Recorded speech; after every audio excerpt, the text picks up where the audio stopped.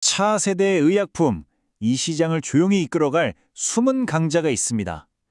오늘 우리가 함께 살펴볼 기업, 바로 ST팜입니다. 혹시 이런 생각해 보셨나요? 병이 생긴 다음에 치료하는 걸 넘어서 아예 병이 시작조차 못하게 막아버리는 거예요. 정말 영화 같은 이야기죠. 근데 이게 지금 현실이 되고 있습니다.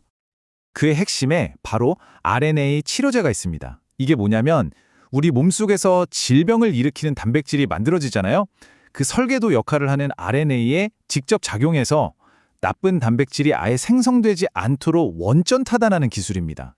근데요, 이렇게 혁신적인 만큼 이 약을 만드는 건 기술적으로 정말 어렵습니다. 자, 그래서 오늘 이 시간에는요, ST팜이 어떻게 RNA 시대의 핵심 열쇠가 됐는지부터 시작해서 현재 실적과 재무 상황은 어떤지, 경쟁사를 압도하는 독보적인 기술력은 뭔지, 그리고 앞으로의 성장 동력과 전체적인 전망까지 하나하나 꼼꼼하게 짚어보겠습니다. 그럼 먼저 ST팜이 이 복잡한 RNA 치료제 시장에서 어떻게 글로벌 빅파마들이 없어서는 안 돼 그런 필수 파트너가 되었는지 그 이야기부터 시작해보죠. ST팜은 CDMO, 그러니까 위탁 개발 생산 기업입니다. 말이 좀 어렵죠? 쉽게 말해서 글로벌 제약사들이 신약 레시피를 개발하면 ST팜은 그 레시피대로 약의 핵심 원료를 아주 완벽하게, 그것도 대량으로 만들어주는 최고의 셰프 같은 역할을 하는 겁니다. 특히 RNA 치료제의 기본 재료인 올리고뉴클레오타이드 생산에서는 세계 최고 수준이라고 할 수 있죠. 자, 그럼 회사의 현재 체력은 어떨까요? 우리 투자자 입장에서 가장 궁금한 부분이죠. 지금부터 ST팜의 탄탄한 기반은 물론이고 최근 시장에서 나왔던 우려까지 한번 정면으로 들여다보겠습니다. 일단 좋은 소식부터 볼게요. 현재 쌓여있는 수주 잔고, 이게 무려 4천억 원이 넘습니다. 여러분, 이건 그냥 숫자가 아니에요. 앞으로 몇 년치 먹거리가 이미 확보됐다는 뜻이고요. 시장의 수요가 얼마나 뜨거운지 보여주는 가장 확실한 증거라고 할 수 있습니다. 그런데 말이죠. 최근에 투자자들을 좀 걱정시켰던 이슈가 하나 있었죠. 바로 350억 원 규모의 전환사채, 이른바 CB가 주식으로 전환될 수 있다는 소식이었습니다. 단기적으로 시장에 주식 물량이 풀릴 수 있다는 우려였어요. 하지만 그 속을 자세히 들여다보면 이야기가 좀 다릅니다. 회사가 콜옵션으로 다시 사들일 수 있는 물량이나 어차피 팔 생각이 없는 장기 투자자들 물량을 빼고 나면요, 실제로 시장에 나올 수 있는 물량은 한 100억에서 150억 원 수준으로 추정됩니다. 이것도 올해 말이면 대부분 해소될 단기적인 이슈라고 볼 수 있겠습니다.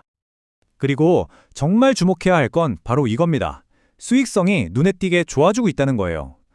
지난 2분기 영업이익률이 16.9%를 기록했는데 이게 2018년 이후 두 번째로 높은 수치입니다. 예전에는 돈이 덜 되는 임상용 시료 비중이 높았는데 이제는 마진이 훨씬 좋은 상업화 물량이 오르고 매출의 70%를 차지할 정도로 회사의 체질 자체가 완전히 바뀌고 있는 거죠.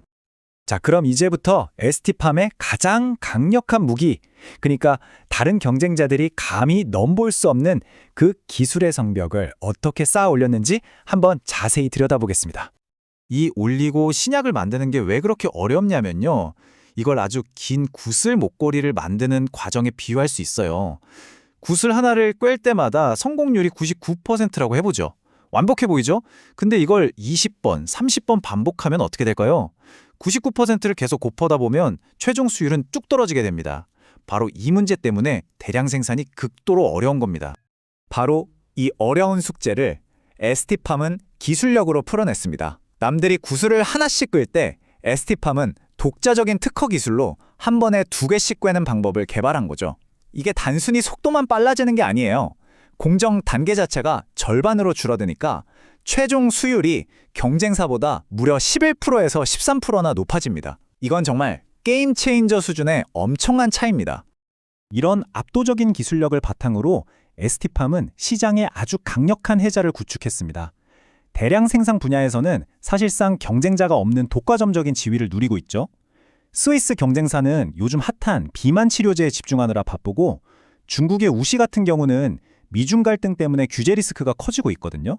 그야말로 아무나 쉽게 들어올 수 없는 시장에서 독보적인 위치를 꽉 잡고 있는 겁니다. 자, 이렇게 탄탄한 현재를 기반으로 ST팜의 미래는 어떻게 펼쳐질까요? 앞으로의 성장을 이끌 구체적인 동력들을 하나씩 확인해 보겠습니다. 우리 투자자라면 이 타임라인에 꼭 주목해야 합니다. 당장 올해 말에 고객사의 희귀 심혈관 질환 치료제가 신약 허가 신청에 들어가고요. 내년인 2026년에는 줄줄이 신약 승인이 기대됩니다. 그리고 마침내 2027년 고지혈증 같은 만성질환 RNA 치료제가 본격적으로 시장에 풀리면서 그야말로 시장이 폭발하는 원년이 될 것으로 보입니다. 그리고 회사는 이 폭발적인 미래에 이미 대비하고 있습니다. 늘어나는 수요를 감당하기 위해서 제2 올리고 공장을 계획보다 앞당겨서 벌써 부분 가동에 들어갔습니다. 시장의 성장을 절대 놓치지 않겠다는 강력한 의지가 보이는 대목이죠. 이런 성장은 막연한 기대가 아니라 구체적인 숫자로 이어질 전망입니다. 당장 내년만 봐도요. 기존 사업은 빼고 신규 프로젝트만으로 600억에서 700억 원의 추가 매출이 생길 것으로 예상됩니다. 정말 엄청난 성장 속도라고 할 수 있겠죠? 그런데요, 여기서 끝이 아닙니다. 많은 분들이 RNA 사업에만 주목하고 있을 때 ST팜의 원래 주력 사업이었던 스몰 몰리큘, 즉 저분자 화합물 사업이 아주 강력한 두 번째 성장 엔진으로 부활하고 있다는 점이에요. 한 블록버스트 신약 원료 공급만으로 내년에 250억 원의 매출이 추가될 정도니까요. 이 모든 성장을 딱 하나의 숫자로 요약할 수 있습니다. 바로 7입니다. 작년에 4개였던 상업화 원료 공급 품목이 올해 말까지 7개로 늘어날 예정입니다. 고객사들의 신약 개발 성공이 ST팜의 실적으로 얼마나 빠르게 연결되고 있는지 보여주는 가장 확실한 증거라고 할 수 있겠죠. 자, 그럼 지금까지 나온 이야기들을 바탕으로 ST팜에 대한 투자 포인트를 명확하게 한번 정리해 보겠습니다. 핵심 투자 논리는 아주 명확합니다. 첫째, RNA 치료제라는 거대한 메가 트렌드에 올라탔다는 점. 둘째, 아무나 따라할 수 없는 독보적인 기술력이라는 방패를 가졌다는 점. 셋째, 당장 돈이 될 고객사들의 신약들이 줄줄이 대기 중이라는 점. 넷째, 올리고와 스몰 몰리큘, 이 양쪽 날개로 함께 성장한다는 점.